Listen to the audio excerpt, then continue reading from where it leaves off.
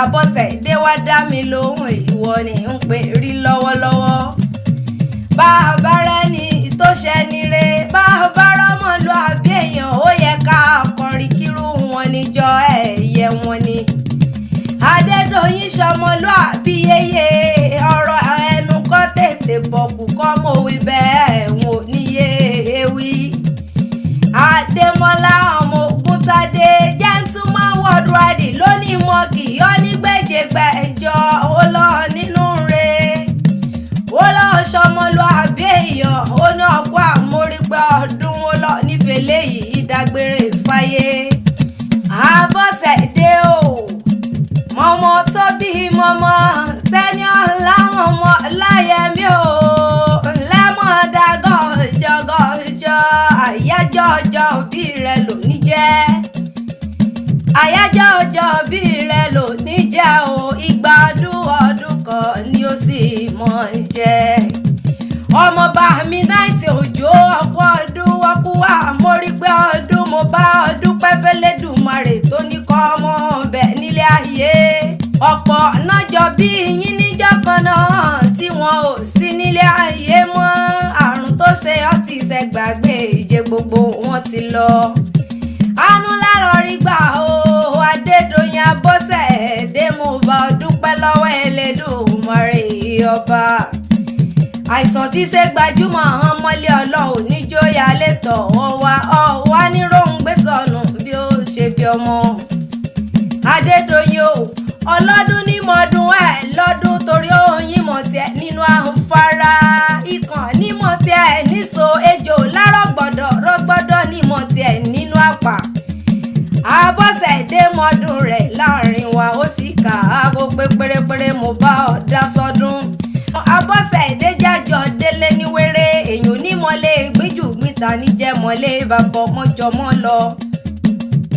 Ọmọ wa Ọmọ Ekun ọmọ alágogo àjíwú ọmọ alágogo àjílù kẹ̀kẹ́ ọmọ lọ́yẹ̀ mọ̀yìn ìjọ yẹ́dùn márokún ìjọ yẹ́dùn márọ̀sà ìjọ yẹ́dùn márò pópó lé nílé bàbá tó bí ọlọ́mọ. Lé ọmọ wa o ṣe bí wọ́n ní ń kí lọ́wọ́lọ́wọ́. Ọmọ agúnyán pupa fàlejò pupa ojú ta lejò ojú ti yán nílò odó nílé bàbá tó bí ọ ní ọmọ ni. Ọmọ bá ń mẹ́kùn kí n bá ọmọ ewúrẹ́ ta ni ò mọ̀ pójú ewúrẹ́ bá nílẹ̀rú jojú ẹkùn lọ nílé yín. Abọ́sẹ̀dé o ọmọ aṣọ yẹtọ́ ká ẹ̀ tún sóoru láìjọ́ yẹdùn ọmọ òkú.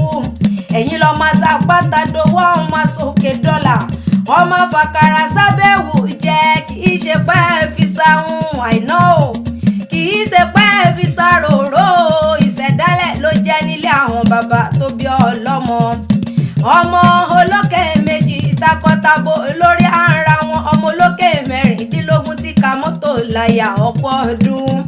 Ọmọ wa Ọmọ Ekun lẹ́mọ̀ dágọ́jọ́gọ́jọ́ nífẹ̀ẹ́ léyìí dágbére fáyé lágbára Elédùmarè ọba. Òrìṣà mẹ́rìndínlógún níbẹ̀ nílé bàbá tó bí ọlọ́mọ. Mẹ́rìnlá dúró bọ mẹ́rìnlá bẹ̀rẹ̀ bọ mẹ́rìnlá kúnlẹ̀ bọ lẹ́mẹ̀rin tó kù náà fi ń sọ yẹ́ náà fi ń sòrò. Ọdọọdún làárí orógbó ọdọọdún làárọ̀ ọmọbì lórí àtẹ ọ nífìgbà kankan yọ sọnù láàrin wa. Àwo Yínká aya last born àwo Olúwakẹ́mi aya Tìmọ́ lórí ọ̀ṣọ́. Àwo owó màmá èjì rẹ ní New York àwo Yínká dúdú ńlẹ́ṣẹ̀ bí ìwọ ní kí ọ̀pọ̀ ọdún.